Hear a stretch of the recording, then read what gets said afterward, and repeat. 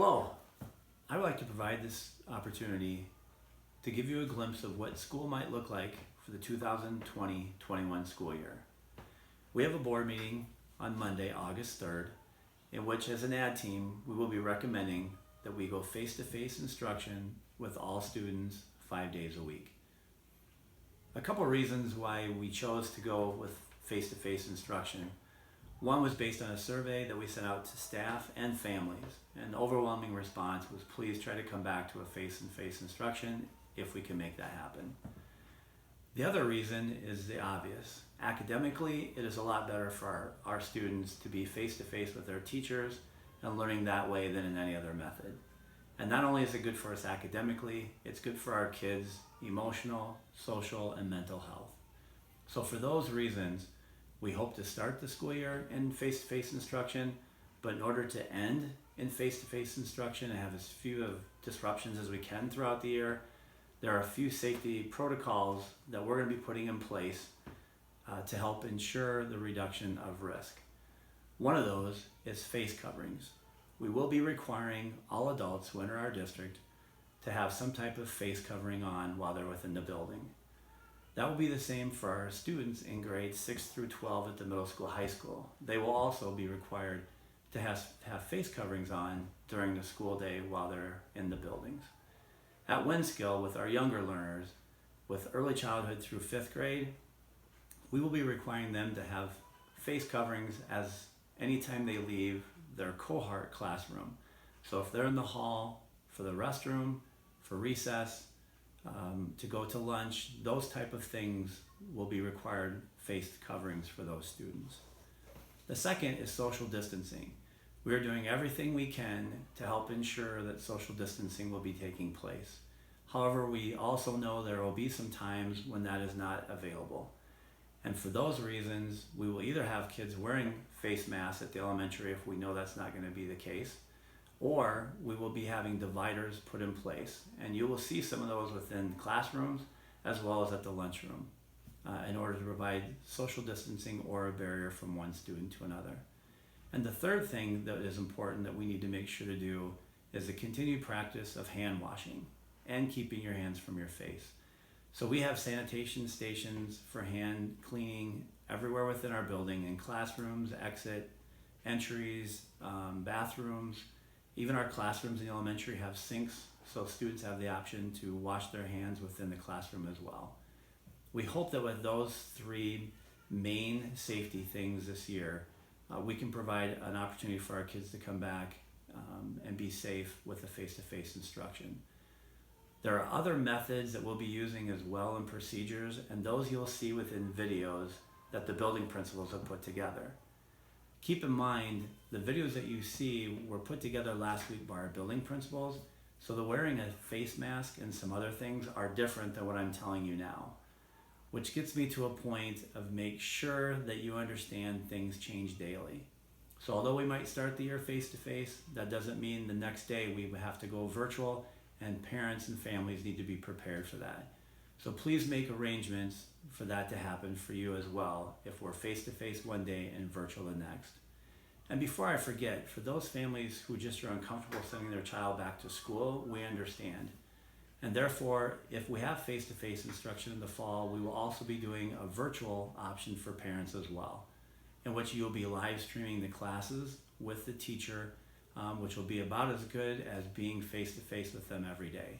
So that is an option for those families as well. A couple of questions that have come up to me that I feel I need to address is how we will notify the community if a COVID-19 case is found within our buildings. If we have that information will be shared or delivered through the Grant County Health Department. We will work together as how we need to best inform our families. We have to keep the personal safety and personal information of people in mind as we provide that information. So we will provide as much as we can. It'll probably be in a letter format, but we will also try to get that information out to you as quick as we can. So I would suggest if you do not have the Lancaster Schools app, that you probably try to download that and put that on a device that you have, so that if we do need to send that notification home in a letter, we can also do that using our app, which would give you more immediate indication of where we might have a positive case within our district. The other question that came up is how will you notify us moving from one form of instructional delivery to another? When that takes place, we'll treat that as if it's almost like a snow day with the information that we provide at that point and what we use. So we'll contact our local radio stations. We will also put it on our Facebook page, on our website, and again, we'll use our Lancaster app. So those are the ways that we'll try to communicate as best we can and as quick as we can to provide you the information that I know you'd like to have.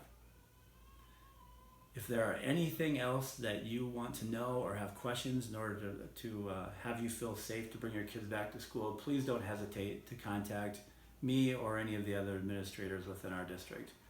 Our number one priority is safety for staff and students, and we feel that providing face-to-face instruction is the best thing for them.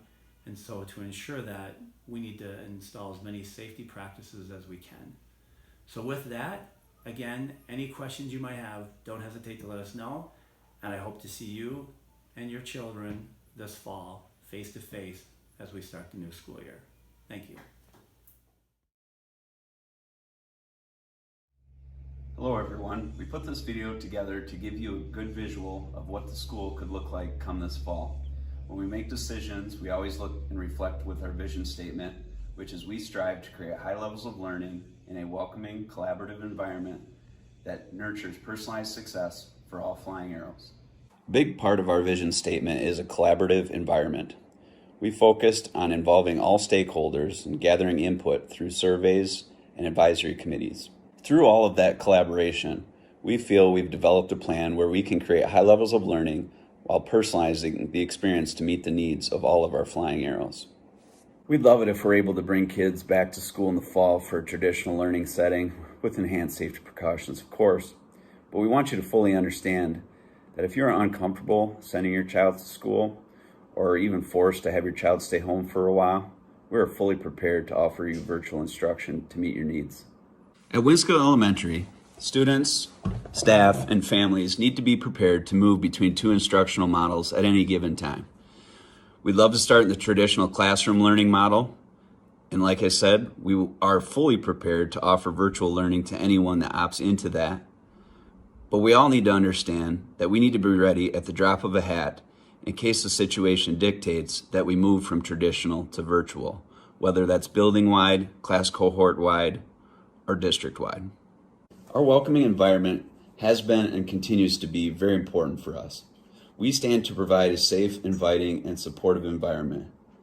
We build a welcoming environment we are proud of, where everyone feels emotionally, physically, and intellectually safe. Let me describe some enhanced safety precautions that we will be implementing this fall.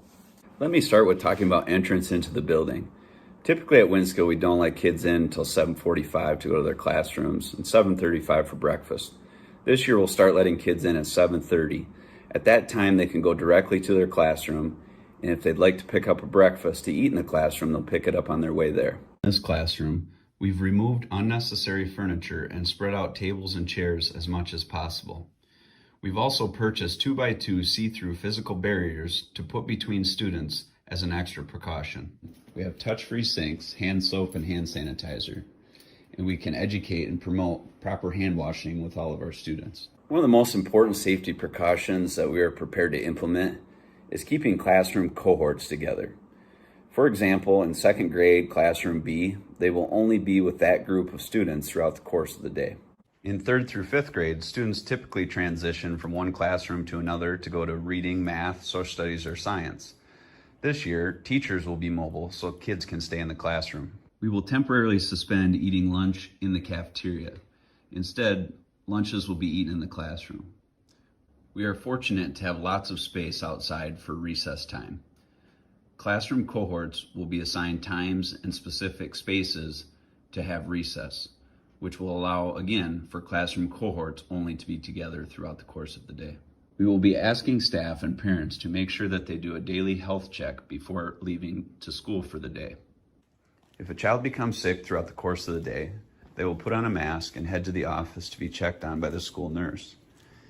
If the child is experiencing COVID-like symptoms, they will be placed in an isolation room and parents will be notified to come pick up their child. If it's non-COVID symptoms, we have a separate room for them to stay. Speaking of masks, the adults in the building will be required to wear some sort of face guard when working with children or closely with other adults.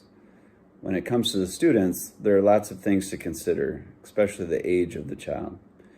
At this point, we'll be highly encouraging students to wear masks and possibly requiring in certain situations where social distancing is not possible. So those are some of the main enhanced safety precautions we'll be taking at Winskill to help keep our kids safe. When you receive your registration papers, you can indicate that you're either sending your child to school face-to-face or virtually. This next clip is going to show you what virtual learning can look like from home. You'll see in the lower left-hand corner the visual of a student watching an iPad from home, watching his teacher teach in the classroom. Now, what do we know about the author? Yeah, we know the author wrote the words, absolutely. And the illustrator is Giles Larrock. What does an illustrator do? Yeah, they make the pictures. So can you read that with me? Here we go. Ready?